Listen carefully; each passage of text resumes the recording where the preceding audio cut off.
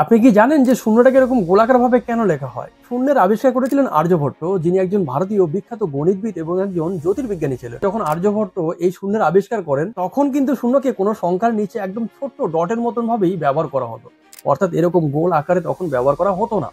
পরবর্তীকালে এই শূন্যের রূপ দেওয়া হয়, তবে কে স্পেশালি এরকম গোলাকার রূপ দিয়েছে সেটা নিয়ে অনেক বিতর্ক আছে, সে প্রসঙ্গে আমি যাচ্ছি না। কিন্তু কেন এই শূন্যটাকে গোলাকার রূপ দেওয়া হয়েছে সেই প্রসঙ্গে আমি যাচ্ছি।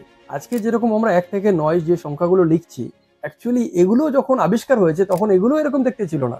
সেগুলোকে আমরা মডিফাই করে আমরা আমাদের মতন করে করে নিয়েছি। প্রত্যেকটা সংখ্যার যতটা মান আমরা ধরি তার মধ্যে ততগুলো অ্যাঙ্গেল আছে।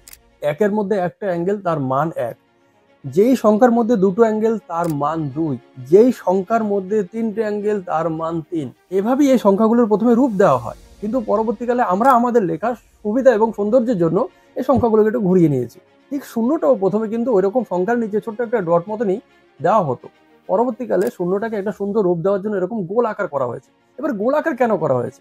যেহেতু আমরা দেখলাম 1 থেকে 9 পর্যন্ত এই সংখ্যাগুলো তো শূন্য আবিষ্কারের আগেই ছিল, তো সেগুলো যেহেতু এরকম অ্যাঙ্গেল সূত্রে এসছে, তাই এই শূন্যটাকে বিচার করা হলো যে যার মধ্যে কোনো অ্যাঙ্গেল থাকবে না, কেননা শূন্যের নিজস্ব কোনো মান নেই। যেহেতু ওই সংখ্যাগুলোর নিজস্ব মান আছে, তাই তাদের মধ্যে ততগুলো অ্যাঙ্গেল ছিল। যেহেতু শূন্যের কোনো মান নেই, তাই শূন্যকে এইরকম ভাবেই তৈরি করা হয়েছে যার মধ্যে কোনো অ্যাঙ্গেল ক্রিয়েট হবে না। অর্থাৎ আপনি যদি শূন্যকে 4টে অ্যাঙ্গেল করে লেখার চেষ্টা করেন, তবে সেটা কিন্তু শূন্য বলে বিবেচ্য হবে না।